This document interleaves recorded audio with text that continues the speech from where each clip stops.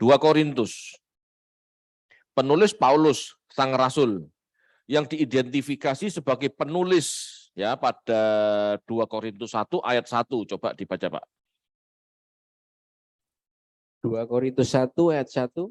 Dari Paulus yang oleh kehendak Allah menjadi rasul Kristus Yesus, dan dari Timotius saudara kita, kepada jemaat Allah di Korintus dengan semua orang kudus di seluruh Akaya.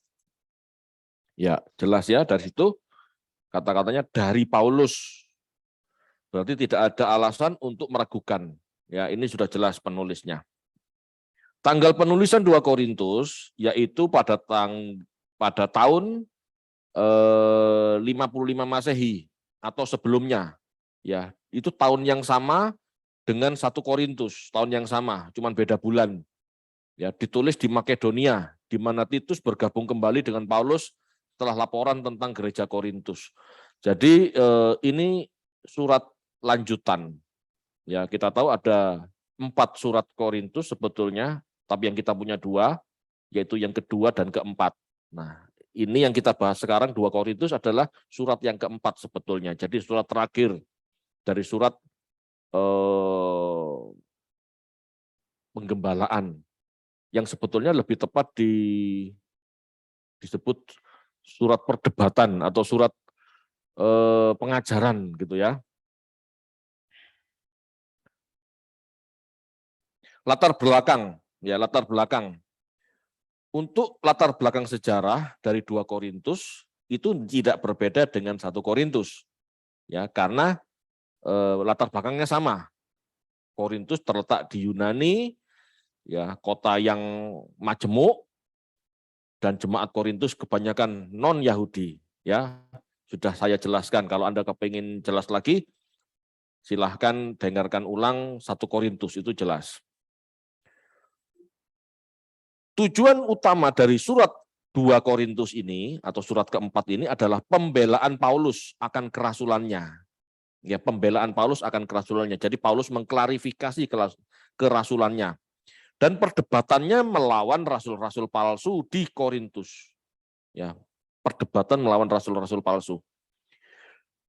Kelihatannya perselisihan di Galatia, ingat ya, kita sudah belajar Galatia, kelihatannya perselisihan di Galatia telah membentuk sebuah kelompok orang-orang Yudaisme yang berseberangan dengan Paulus.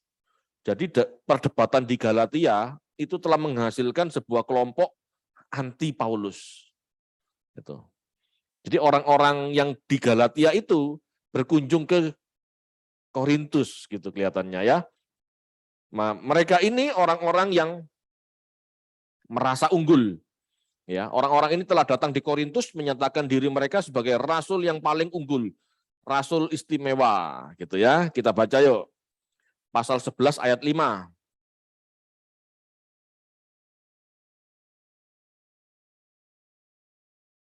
Dua Korintus 11 ayat 5. Tetapi menurut pendapatku sedikit pun aku tidak kurang daripada rasul-rasul yang tak ada taranya itu. Ya, rasul-rasul yang tak ada taranya. Jadi ini kan sindiran Paulus sebetulnya. Gitu ya. Atau rasul super istilahnya. Mereka menyatakan bahwa mereka lebih baik daripada Paulus. Menuduh bahwa Paulus tidak pantas sebagai rasul. Ya. Kalau mau kita baca boleh. Rasul Korintus ya 2 Korintus 13 ayat 5 sampai 7. 2 Korintus 13 ayat 5 sampai 7. Ujilah dirimu sendiri, apakah kamu tegak di dalam iman? Selidikilah dirimu, apakah kamu tidak yakin akan dirimu bahwa Kristus Yesus ada di dalam diri kamu? Sebab jika tidak demikian, kamu tidak tahan uji. Tetapi aku harap bahwa kamu tahu bahwa bukan kami yang tidak tahan uji, kami berdoa kepada Allah agar kamu jangan berbuat jahat, bukan supaya kami ternyata tahan uji, melainkan supaya kamu ini boleh berbuat apa yang baik, sekalipun kami sendiri tampaknya tidak tahan uji. Jadi Paulus dianggap tidak tahan uji oleh rasul-rasul itu. Dan jemaat sempat terhasut gitu ya. Jadi sempat mempertanyakan Paulus, sempat ragu-ragu oleh Paulus. Ya, jadi kondisi di Korintus seperti itu. Ya, mereka berusaha untuk membuktikan bahwa Paulus adalah seorang penipu, membawa semua jenis tuntutan yang tidak masuk akal terhadap dia. Jadi orang zaman dulu tuh, jemaat zaman dulu tuh sudah ada yang meragukan kerasulan Paulus, sudah ada yang meragukan hamba Tuhan, sudah ada. Ya. Ini Rasul Paulus ini. Dalam ajaran mereka tidak, dalam ajaran mereka ini rasul-rasul palsu maksudnya, mereka tidak memberitakan Yesus dengan benar, tetapi meninggikan diri mereka sendiri, memberikan sebuah Injil yang berbeda dengan Injil yang diajarkan Paulus. Ya, mereka mengajarkan hal-hal lahiriah dan pencapaian dunia. Ini. Jadi kemakmuran itu sudah mulai diajarkan, zaman itu sudah ada, gitu ya. Paulus melihat semua ajaran palsu ini sebagai sia-sia, pertunjukan duniawi semata, tidak berhubungan dengan Tuhan. Ya, tidak berhubungan dengan Tuhan atau dengan Injil atau dengan kerajaan Allah, tidak ada hubungannya. Ya, dia mengungkapkan bahwa rasul-rasul palsu sebagai agen-agen iblis. Jelas loh, keras loh Paulus. Salah ya salah, tidak menghalus, tidak memperhalus, ya, tidak memperhalus kalimat. Mau kita baca boleh ya, 2 Korintus 4 ayat 3 sampai 4.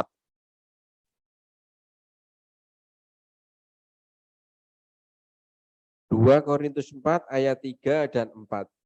Jika Injil yang kami beritakan masih tertutup juga, maka ia tertutup untuk mereka yang akan binasa, yaitu orang-orang yang tidak percaya, yang pikirannya telah dibutakan oleh ilah zaman ini, sehingga mereka tidak melihat cahaya Injil tentang kemuliaan Kristus yang adalah gambaran Allah. Ilah zaman ini, apa ilah zaman ini? Materialisme. Kalau orang sudah tertutup materialisme, sudah tidak bisa. Orang kalau sudah terikat sama materialisme, tidak bisa menyatakan kebenaran, tidak bisa. Mereka adalah agen-agen iblis. Pasal 6 ayat 15.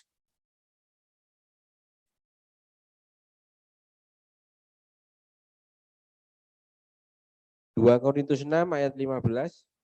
Persamaan apakah yang terdapat antara Kristus dan Belial? Apakah bagian bersama orang-orang percaya dengan orang-orang tak percaya? Belial. Jadi Paulus menggolongkan rasul-rasul palsu yang mengajarkan kemakmuran ini sebagai golongan Belial. Belial itu Beelzebul. Belial itu namanya setan. Itu Paulus loh. Padahal rasul-rasul palsu yang dianggap rasul-rasul palsu ini adalah orang Kristen. Orang Yahudi yang percaya Yesus loh ini. Yang diomong sama Paulus rasul-rasul palsu. Kurang gimana? Udah Yahudi, Kristen. Itu rasul-rasul palsu. Golongannya iblis. Pasal 11 ayat 3.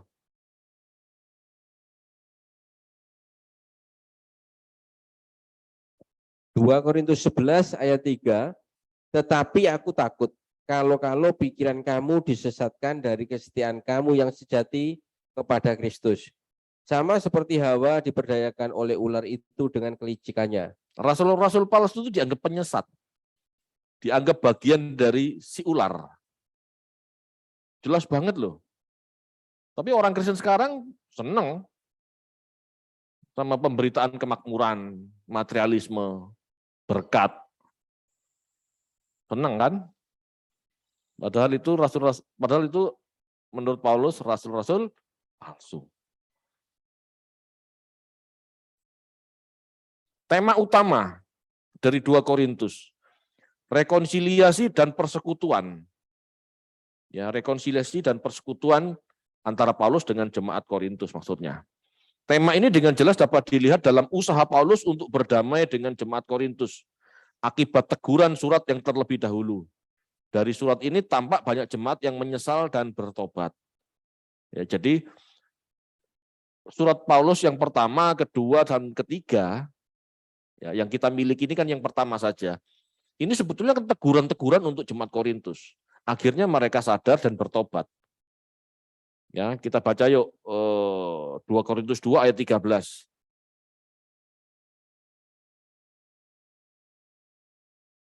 2 Korintus 2 ayat 13, tetapi hatiku tidak merasa tenang karena aku tidak menjumpai saudaraku Titus. Sebab itu aku minta diri dan berangkat ke Makedonia. Pasal 7 ayat 5 sampai 9. 2 Korintus 7 ayat 5 sampai 9. Bahkan ketika kami tiba di Makedonia, kami tidak beroleh ketenangan bagi tubuh kami. Di mana-mana kami mengalami kesusahan, dari luar pertengkaran dan dari dalam ketakutan. Tetapi Allah yang menghiburkan orang yang rendah hati, telah menghiburkan kami dengan kedatangan Titus. Bukan hanya oleh kedatangannya saja, tetapi juga oleh penghiburan yang dinikmatinya di tengah-tengah kamu. Karena ia telah memberitahukan kepada kami tentang kerinduanmu, keluhanmu, kesungguhanmu untuk membela aku, sehingga makin bertambahlah sukacitaku. Jadi, meskipun aku telah menyedihkan hatimu dengan suratku itu, namun aku tidak menyesalkannya. Memang pernah aku menyesalkannya karena aku lihat bahwa surat itu menyedihkan hatimu, kendati pun untuk seketika saja lamanya. Namun sekarang aku bersuka cita, bukan karena kamu telah berduka cita, melainkan karena duka citamu membuat kamu bertobat. Sebab duka citamu itu adalah menurut kehendak Allah, sehingga kamu sedikit pun tidak dirugikan oleh karena kami. Jelas ya? Atau bingung? Surat 1, 2, 3 Korintus, kan ada 4 surat. Surat pertama, surat kedua, dan surat ketiga, ini teguran. Teguran-teguran ini membuat orang Korintus berduka pastikan, sedih pastikan. Istilahnya kegi, sedih, istilahnya Paulus marah. Paulus istilahnya menulis dengan keras, menegur dengan keras. Itu menyedihkan Paulus dan menyedihkan mereka. Tetapi aku tidak mau sedih, karena dengan demikian kamu bertobat.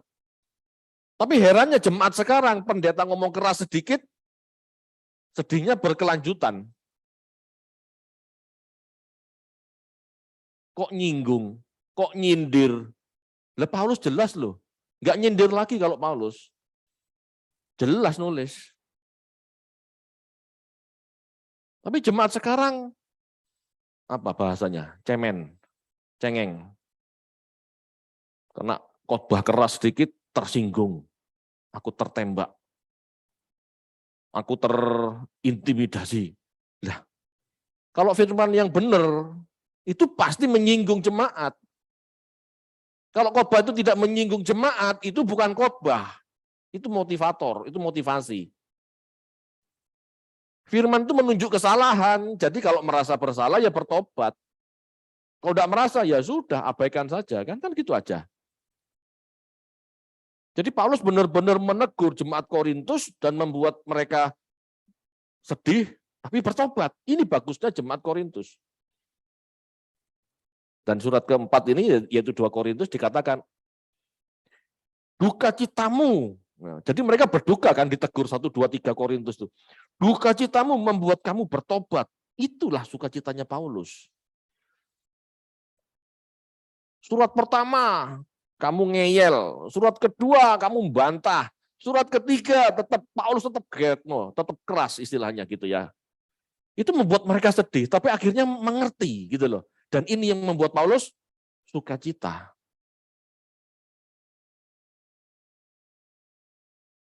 Kalau pendeta sekarang gimana? Tegur sedikit, jemaat tersinggung, pore langsung berubah khotbah. Khotbahnya jadi manis-manis, jadi lembut-lembut. Ini tidak benar.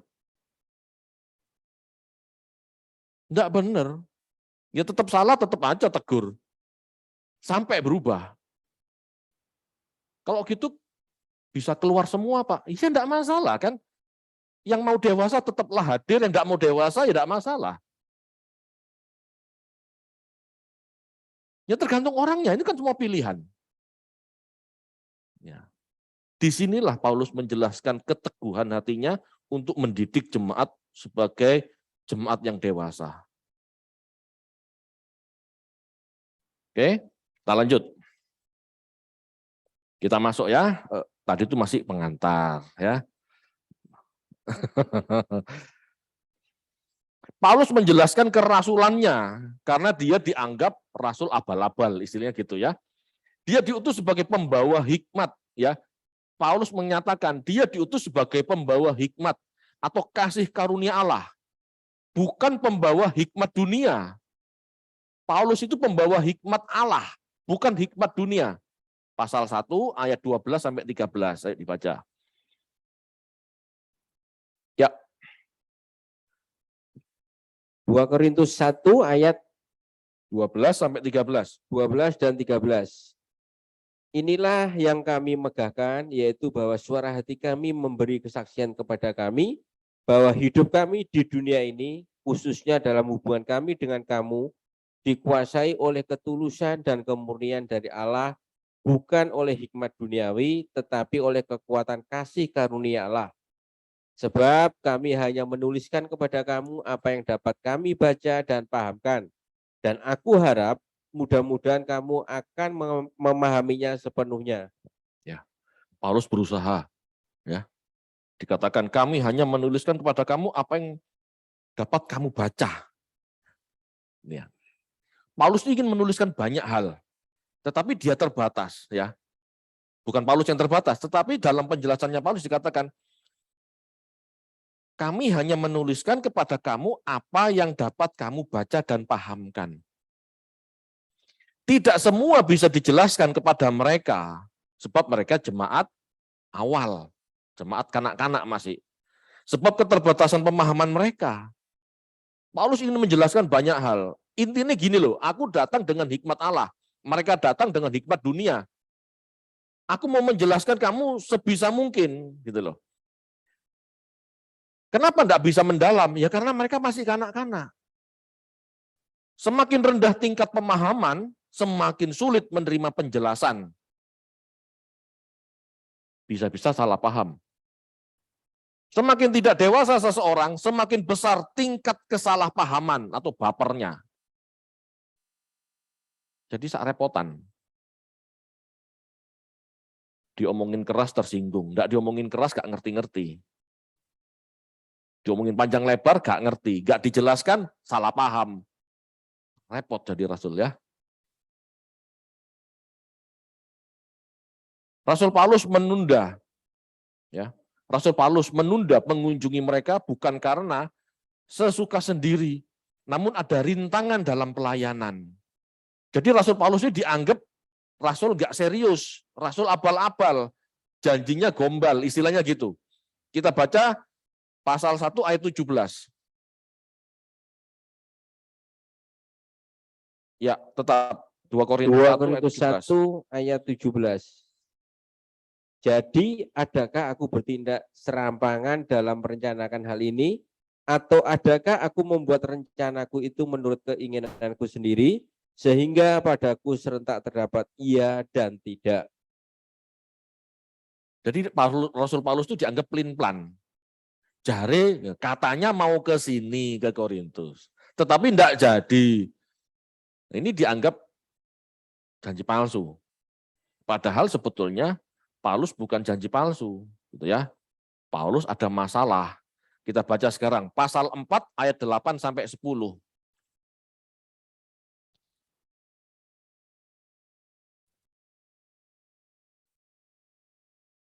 Dua Korintus 4 ayat 8 dan sampai 10. Dalam segala hal kami ditindas, namun tidak terjepit. Kami habis akal, namun tidak putus asa. Kami dianiaya, namun tidak ditinggalkan sendirian. Kami dihempaskan, namun tidak binasa.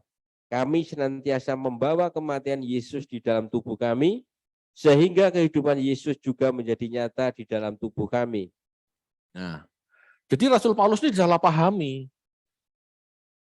Katanya mau datang, tapi nggak datang. Kenapa? Digosok-gosok sama rasul palsu, mereka sudah terhasut. Sudah terhasut. Oh, Pak, rasul abal-abal, rasul tidak jelas. Padahal Paulus mengalami aniaya. Gitu ya. Jadi jemaat Korintus itu berasumsi. Ya, asumsi itu kan sumber segala masalah. Nggak ngerti kok melok-melok istilahnya, nggak ngerti kok nuduh. Kayak gitu. Tapi Paulus menjelaskan, aku itu tidak ingkar. Aku ada dalam masalah.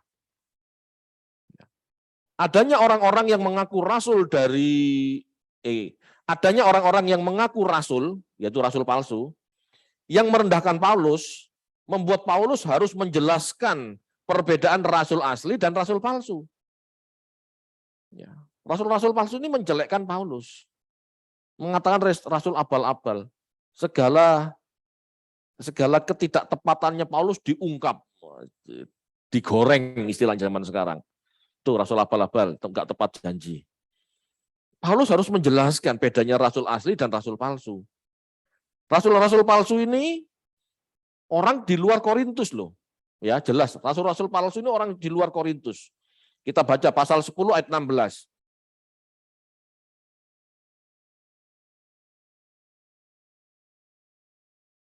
Korintus 10 ayat 16. Ya, kami hidup supaya kami dapat memberitakan Injil di daerah-daerah yang lebih jauh daripada daerah kamu, dan tidak bermegah atas hasil-hasil yang dicapai orang lain di daerah kerja yang dipatok untuk mereka. Ya. Jadi istilahnya mereka punya istilahnya pengertian, ya. Kalau Korintus sudah dipegang atau didirikan oleh Paulus, rasul-rasul lain sebetulnya tidak masuk ke wilayah itu. Atau seandainya masuk wilayah itu hanya sekedar berkunjung, tetapi tidak mengobok-obok gitu ya, tidak menjatuhkan pendirinya gitu loh. Mereka rasul-rasul palsu ini mengaku Kristen. Ayo dibaca yuk. Pasal 5 ayat 16. 2 Korintus 5 ayat 16. Sebab itu kami tidak lagi menilai seorang juga pun menurut ukuran manusia, dan jika kami pernah menilai Kristus menurut ukuran manusia, sekarang kami tidak lagi menilainya demikian. Pasal 10 ayat 17.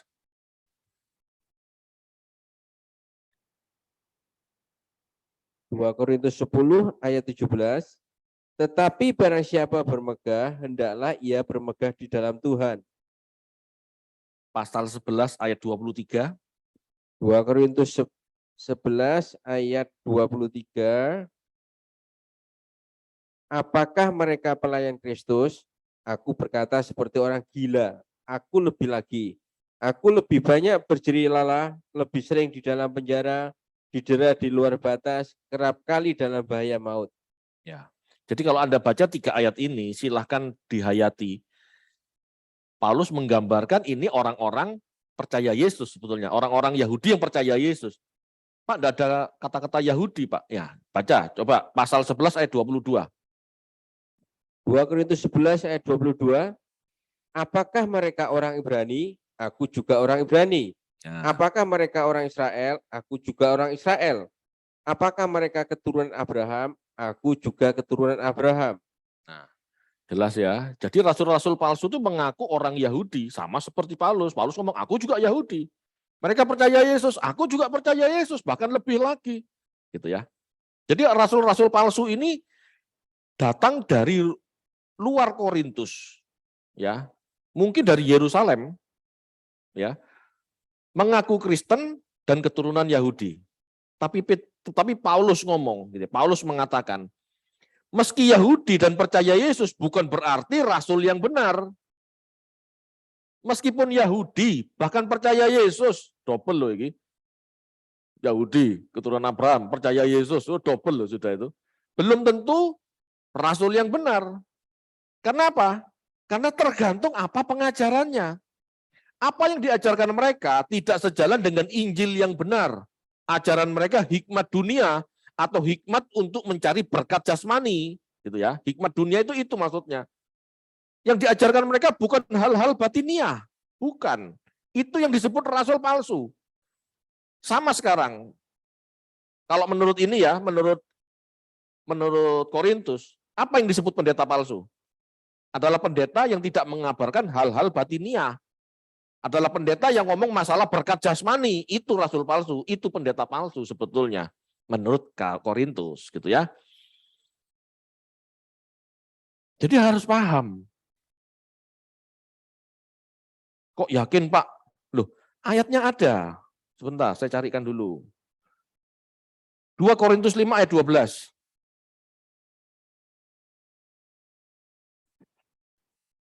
2 Korintus 5 ayat 12. Dengan ini kami tidak berusaha memuji-muji diri kami sekali lagi kepada kamu. Tetapi kami mau memberi kesempatan kepada kamu untuk memegahkan kami, supaya kamu dapat menghadapi orang-orang yang bermegah karena hal-hal lahiriah dan bukan batiniah. Ya. Rasul-rasul palsu ini bermegah untuk urusan hal-hal jasmani, bukan rohani, gitu ya. Inilah yang disebut rasul palsu. Injil yang benar memberitakan proses hidup untuk pembaruan kodrat dengan tujuan yang tak terlihat. Itu Paulus jelas loh. Rasul yang benar, hamba Tuhan yang benar itu ngomong hal-hal batiniah, bukan hal-hal materi. Untuk memperbaiki kodrat, bukan hal-hal jasmani. Kita baca 2 Korintus 4 ayat 16 sampai 18. 2 Korintus 4 ayat 16 sampai 18. Sebab itu kami tidak tawar hati, tetapi meskipun manusia lahiriah kami semakin merosot, namun manusia batiniah kami dibarui dari sehari ke sehari.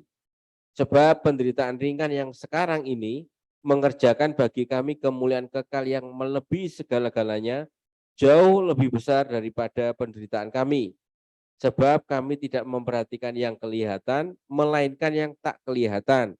Karena yang kelihatan adalah sementara, sedangkan yang tak kelihatan adalah kekal. Jelas ya? Rasul yang benar itu rasul yang ngomong soal batiniah. Rasul yang benar itu rasul yang mempersiapkan orang menuju kekekalan, keabadian. Bukan hal-hal jasmani 70 tahun. Ini benar jelas banget loh ini. Kenapa masih orang ada ya yang berpikir pengkhotbah-pengkhotbah kemakmuran ini pendeta yang benar, rasul yang benar. Ayat-ayat ini kan tidak pernah dibaca masalahnya, makanya tidak mengerti. Orang Kristen kan malas baca Alkitab. Dengar penderitaan, malas juga. Gak mau, alergi. Tapi ini jelas. Menurut Paulus mereka adalah rasul-rasul palsu. Tadi udah dibaca belum ya? Coba dibaca lagi aja. 2 Korintus 11 ayat 13 sampai 14. 2 Korintus 11 ayat 13 dan 14. Sebab orang-orang itu adalah rasul-rasul palsu, pekerja-pekerja curang, yang menyamar sebagai rasul-rasul Kristus. Hal itu tidak usah mengherankan, sebab iblis pun menyamar sebagai malaikat terang. Jelas ya? Jadi yang disebut iblis menyerupai malaikat terang, itu pendeta yang ngomong masalah hal-hal jasmani. Masa kurang jelas?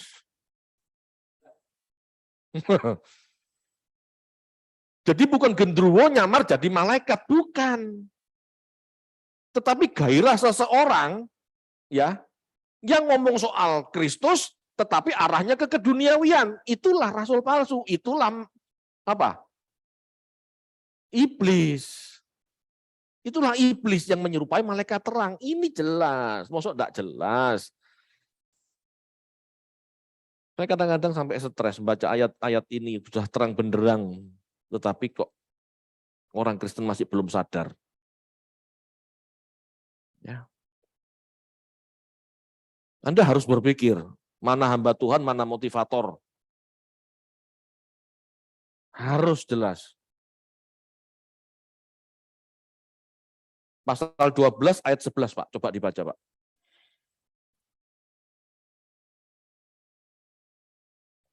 Korintus 12 ayat 11. Sungguh aku telah menjadi bodoh, tetapi kamu yang memaksa aku. Sebenarnya aku harus kamu puji, karena meskipun aku tidak berarti sedikit pun, namun di dalam segala hal aku tidak kalah terhadap rasul-rasul yang luar biasa itu. Itu sindirannya Paulus. Itu loh rasul-rasul luar biasa.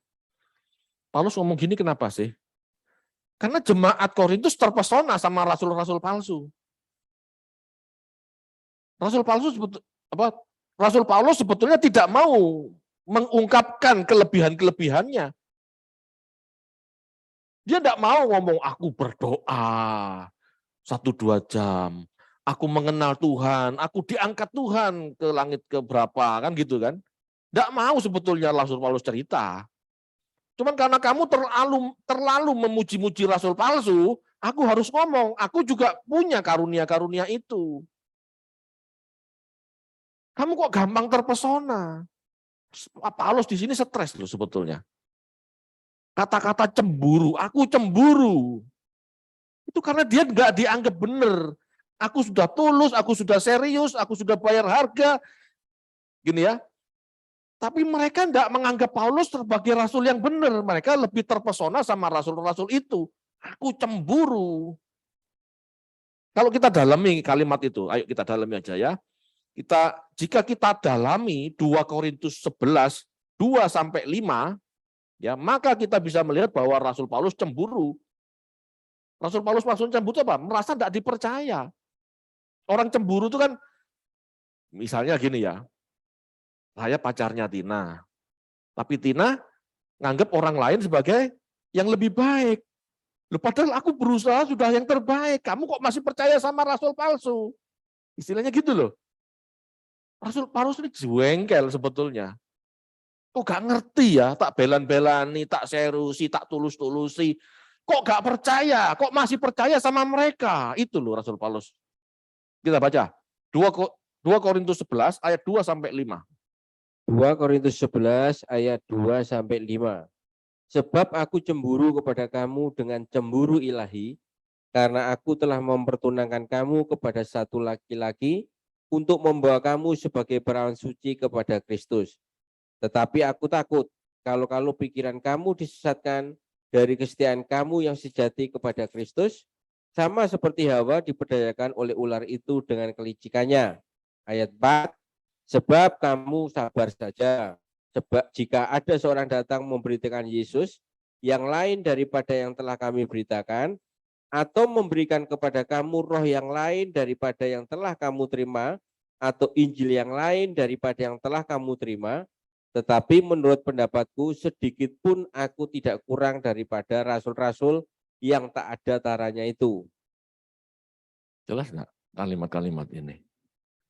Bagaimana gregetannya Paulus? Ya, Paulus cemburu, sebab ketulusan Paulus mempertunangkan jemaat dengan Kristus disalahpahami atau diragukan. Sebagai hamba Tuhan yang serius, sebagai hamba Tuhan yang mau bayar harga, yang tulus, kalau istilahnya diragukan, itu kegi. Sebagai manusia harus sadar ya, Rasul Paulus pakai kalimat cemburu ilahi. Kok masih tidak percaya ya? Hamba Tuhan, sebagai hamba Tuhan aku sudah serius. Kok masih tidak percaya ya? Kok tidak bisa melihat ya ketulusan?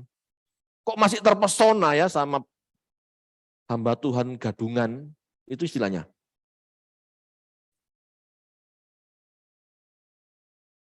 Sebagai manusia merasakan Bapak Ibu. Ya, sebagai manusia merasakan. Diragukan tuh gak dipercaya itu terasa. Paulus mengatakan bahwa dia takut jika pikiran jemaat terpesona dengan ajaran-ajaran rasul-rasul palsu. Ya. Hanya karena rasul palsu itu lebih mengesankan dalam berbicara, ya, lebih oke dalam penampilan, ya, lebih oke dari Rasul Paulus gitu maksudnya. Kamu percaya? Sedangkan aku yang istilahnya yang bekerja keras dengan tulus, mengajarkan dengan benar, hanya karena penampilanku nggak mengesankan, nggak berkarisma, kamu percaya mereka. Di sini loh kejengkelannya Paulus. Ayat ini ngomong soal itu. Paulus merasa heran dengan jemaat Korintus. Bagaimana bisa mereka menerima Injil yang lain dengan terbuka, dengan sabar saja. Ada Injil yang berbeda dari Injil yang aku jelaskan. Lah kamu kok menerima? Sekarang kebalik ya. Kalau ada ngomong Injil yang benar, malah heran mereka, malah aneh rasanya kan gitu. Karena kebanyakan Injil sudah Injil yang palsu yang dibahas di gereja. Dan kalau orang ngomong Injil yang benar, malah mereka anti. Kalau ngomong penderitaan, pikul salib, sangkal diri, aneh rasanya. Kebalik sekarang. Jadi Rasul Paulus tuh heran kalau kamu menerima Injil yang lain gitu loh. Tapi kalau sekarang yang asli dianggap yang lain. Berat ya. Padahal Paulus tidak kurang-kurang serius, tidak kurang-kurang tulus, serius mengajar melayani mereka. Tapi kamu kok masih tidak percaya? Kok kamu gampang ke lain hati? Kok mudah banget terpesona sama rasul-rasul palsu? Rupanya rasul-rasul palsu ini memegahkan diri atas karunia rohnya. Mereka bangga bisa memiliki kecakapan bicara, pinter ngomong, haleluya, haleluya, haleluya, begitu ya, terpesona orang gitu. Memiliki penglihatan, memiliki karunia-karunia roh, mendapatkan penyataan-penyataan. Ini rasul palsu loh. Jadi jangan dianggap orang yang mengabarkan Injil yang lain itu tidak punya karunia. Banyak karunianya. Bahkan mereka mengandalkan itu untuk mengabarkan Injil yang palsu. Ini coba baca kalau baca tuh pelan-pelan diresapi gitu. Bagi Paulus, setiap orang tidak perlu membanggakan hal itu meskipun memiliki karunia tersebut. Rasul Paulus kan punya karunia, tapi tidak mau sombong, tidak mau mengunggulkan, tidak mau mengandalkan itu. Karena Rasul Paulus lebih apa? Lebih ingin mencerdaskan umat, mencerdaskan jemaat, gitu ya.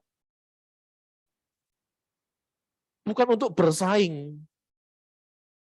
Kita baca yuk, pasal 12 ayat 1. 2 Korintus 12 ayat 1. Aku harus bermegah sekalipun memang hal itu tidak ada faedahnya. Namun demikian aku tidak memberitakan penglihatan-penglihatan dan penyataan-penyataan yang kuterima dari Tuhan. Ayat 7. Ayat 7. Dan supaya aku jangan meninggikan diri karena penyataan-penyataan yang luar biasa itu, maka aku diberi suatu duri di dalam dagingku, yaitu seorang utusan iblis untuk mengocoh aku, supaya aku jangan meninggikan diri. Ayat 11. Ayat 11, sungguh aku telah menjadi bodoh, tetapi kamu yang memaksa aku. Sebenarnya aku harus kamu puji, karena meskipun aku tidak berarti sedikit pun, namun di dalam segala hal aku tidak kalah terhadap rasul-rasul yang luar biasa itu. Mulai jelas, setelah diulang-ulang jelas.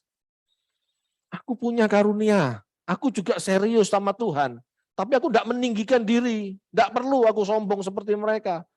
Aku tidak kalah sama mereka sebetulnya, tapi aku tidak mau mengungkapkan itu sama kamu. Kenapa? Itu tidak penting. Dan aku sebagai hamba Tuhan tidak boleh sombong. Itu maksudnya Paulus. Tetapi terpaksa. Aku terpaksa. Karena apa? Kenapa? Karena mereka, orang-orang Korintus, mengagung-agungkan karunia. Aku akhirnya harus menunjukkan juga. Karena kamu terpesona sama yang begituan. Itu loh maksudnya. Saya nggak tahu Anda bisa menghayati kesetresannya Paulus apa enggak. Saya menghayati.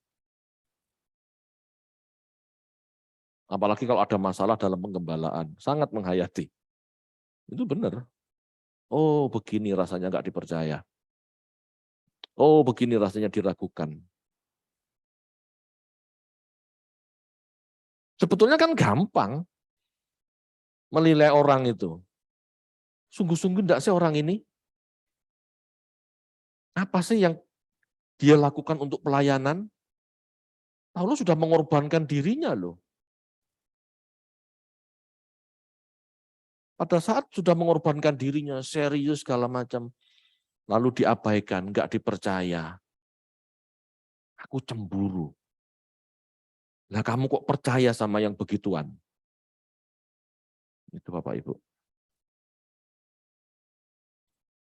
Akhirnya pesan Paulus adalah agar setiap orang menguji dirinya sendiri. Nggak usah menghakimi orang lain, nggak usah menghakimi pendeta, istilahnya gitu.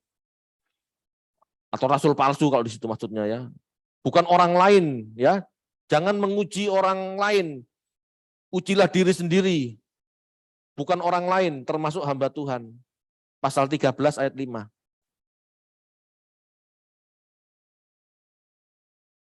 Dua Korintus 13 ayat 5.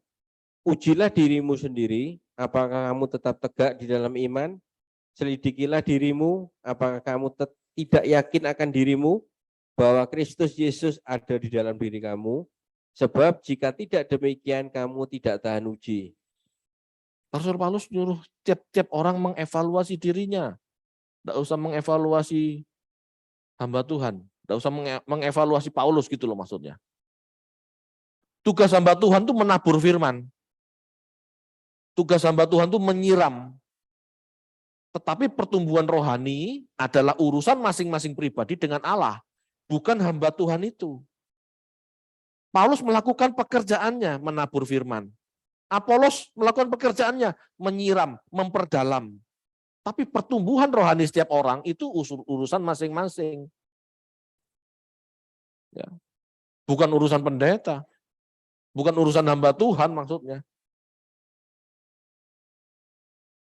Kalau ada orang tidak benar, bertahun-tahun hidup tidak benar, itu bukan salah pendetanya, ya salah jemaatnya. Kenapa? Ya dia tidak memperkarakan diri sama Tuhan. 1 Korintus 3 ayat 6 sampai 7.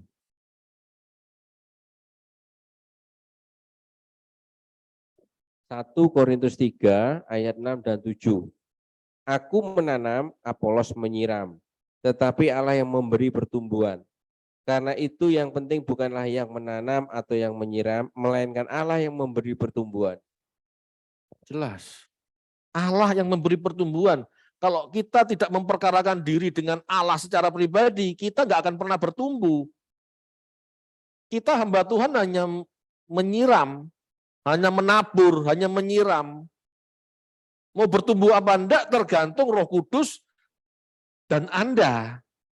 Kalau Anda tidak pernah menghiraukan Roh Kudus, tidak pernah bergumul dalam hidup, Anda tidak akan pernah bertumbuh. Itu urusannya Roh Kudus loh, bertumbuh apa tidaknya seorang jemaat itu. Saya meskipun ngomong sampai ngotot ya, isinya urat semua, berbusa gitu ya. Tidak bisa Anda bertumbuh, tidak bisa. Saya kan hanya membuka wawasan. Tetapi wawasan ini mau Anda renungkan apa tidak bersama Roh Kudus dalam jam-jam doa, ya itu kan Anda sendiri. Anda tahu kebenaran banyak, tapi nggak rela melakukan, nggak mau melangkah, nggak berani bertindak, ya nggak bisa bertumbuh. Benar. SK-nya A sampai Z ngerti. Belum tentu loh orang ini benar. Kenapa? Nggak rela bertindak. Tidak punya pengalaman rohani. Nggak bertumbuh. Pasti itu. Jadi pemahaman kita, pemahaman kebenaran itu harus melangkah. Nggak bisa santai. Nggak bisa sekedar teori, nggak bisa sekedar khotbah. Jelas diri kita masing-masing yang harus sempurna. Yang harus sempurna itu jelas diri kita, ya. Jelas diri kita masing-masing lah yang harus sempurna. Jangan nuntut orang lain, termasuk pendeta. Pendeta sendiri pun dituntut menurut ukurannya. Iman yang berarti penurutan akan kehendak Allah adalah respon kita di mana setiap hari harus semakin baik, berkenan, dan sempurna. Kita baca sekarang, 2 Korintus 13 ayat 11.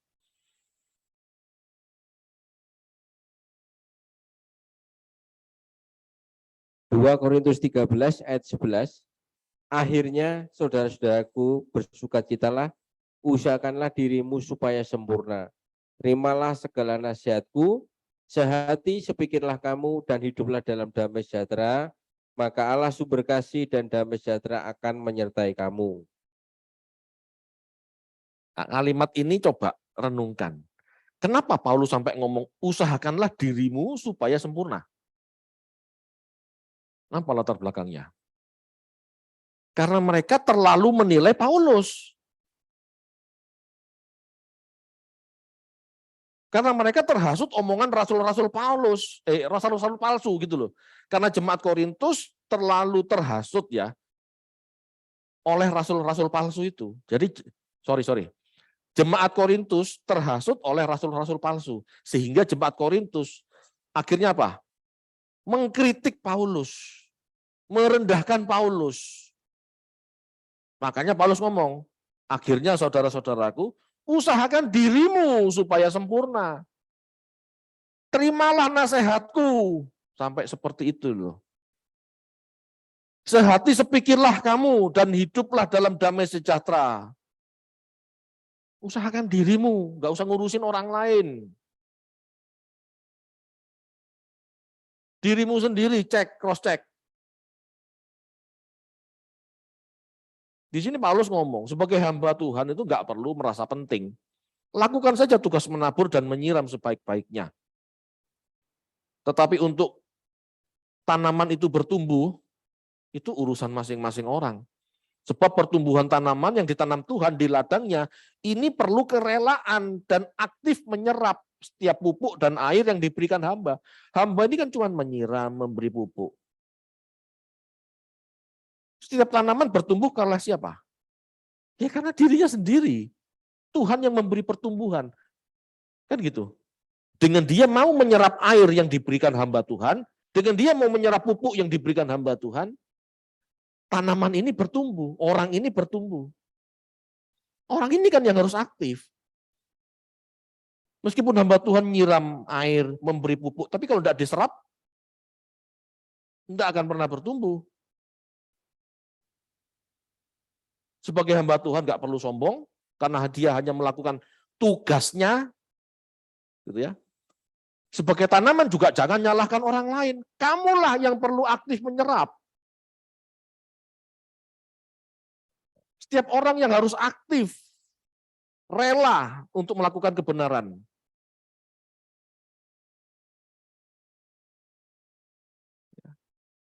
Hamba Tuhan sekedar pelayan Tuhan, hanya melakukan apa yang harus dilakukan. Tidak punya kuasa. Kuasa itu milik Allah. Sehingga pertumbuhan tanaman bukan tergantung hamba, namun kesungguhan masing-masing pribadi. Hamba Tuhan ini bekerja cuman berusaha baik, berusaha benar, berusaha maksimal. Pertumbuhan apa tidak, ya tergantung Anda sama Roh Kudus. Bagaimana sikap hati saat mendengar, ya, usaha untuk mengerti, tekad belajar, mau berjuang, mau berbuah, semua ini kan tergantung diri masing-masing.